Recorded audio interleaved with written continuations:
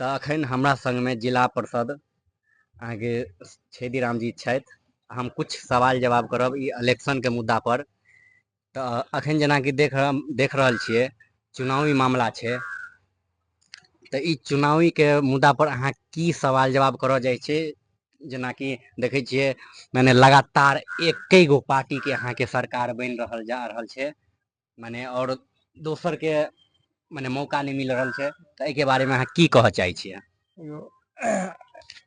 एहिके बारे में हम ई कहि रहल चाहै छी, चाहे वो लोकसभा हो चाहे विधानसभा हो, एकेटा सिर्फ एनडीए सरकार में छे, सिर्फ माननीय श्री मोदी जी प्रधानमंत्री जी के चेहरा पर ही पूरा बिहार में पूरा भारतवर्ष में चुनाव लड़ा जा रहा है।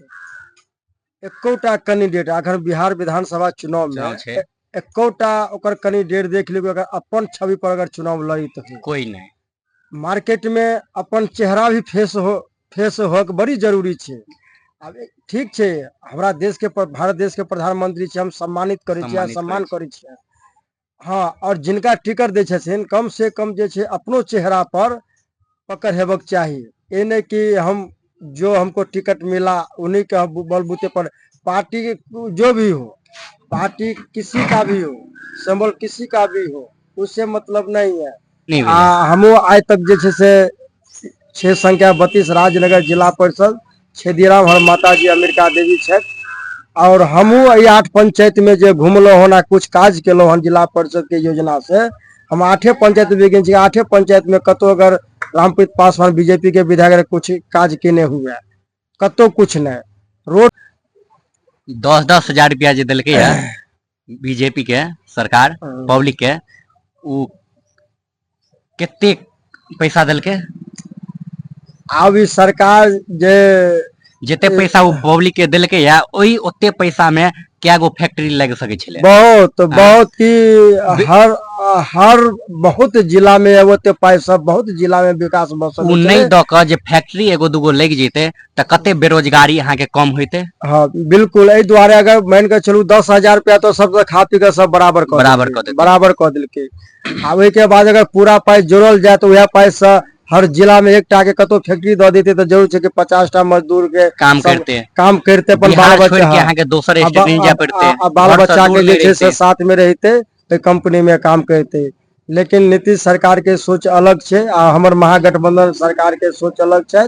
राजनगर विधानसभा के 37 विधानसभा जिसमें हमर डॉक्टर प्रोफेसर विष्णुदेव राम जी के टिकट दिला हल आरजेडी लालटेन छाप से।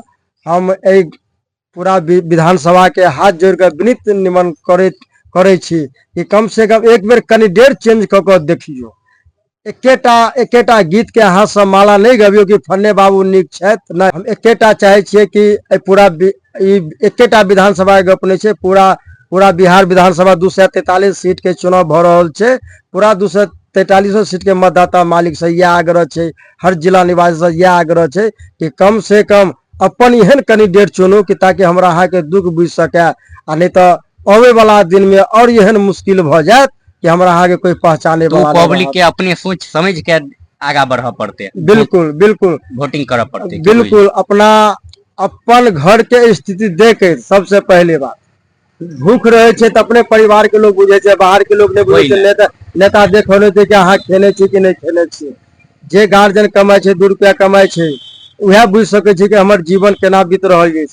तो एहि द्वारे अपन जीवन के देखत, बाल बच्चा के भविष्य देखत, महागठबंधन के देखत, जत महागठबंधन के प्रत्याशी छे हर विधानसभा में उनका फुल बहुमत से जिता दियो कि ताकि सरकार बने। और 5 साल के तो बाद छे, ज्यादा कहते जे सर अहाँ के महागठबंधन मांग रहा है, वैसे ज्यादा नहीं काज कर तो फिर अहाँ चेंज कर देबे।